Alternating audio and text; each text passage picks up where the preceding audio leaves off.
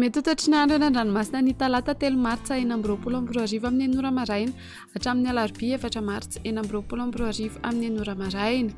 Tsy misy ny fampitandremana amin'ny aviny alin-drano na izany aza dia entanina hatrany isika mpampiasa ranomasina mba homarina hatrany. Ho an'ny morontsiraka Atsinanana tazona bobaomba hatrany amin'ny tanjona Angotsy hanorana malefaka sy miary miatoato. Ho avy atsimo atsimo Atsinanana andrivotra ka ho 20 hatramin'ny 30 km isan'ora. Hahatratra 40 km isan'ora indraindray ny any amin'ny tendrony avaratra. Adiny mpanonjana Anonjabe ny ranomasina. Avony onjy 1 hatramin'ny 2 metatra. Tanjona Angotsy hatrany Mahanoro hanorana tandrifin-drahona ny any amin'ny tapany avaratra. Omaina ny any Ankafa. Ho avy Atsinanana na atsimo Atsinanana andrivotra ka ho 10 hatramin'ny 20 km isan'ora.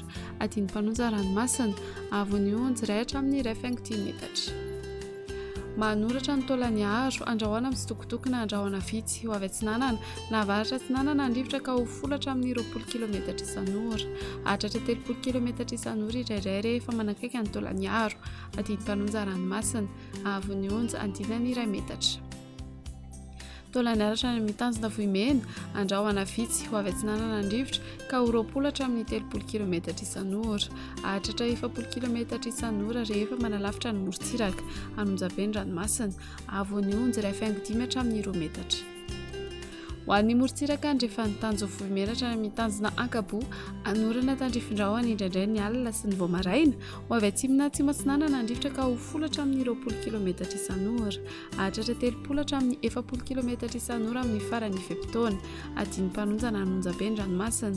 Avony onjy 1 hatramin'ny 1.10 metatra. Tanjona Ankaboa hatrany amin'ny tanjona Vilanandro andrahoana mahalana. Ho avy atsimo ny rivotra ka ho 10 hatramin'ny 20 km isan'ora. Adiny mpanonja ranomasina. Avony onjy 1.10 hatramin'ny 2 metatra.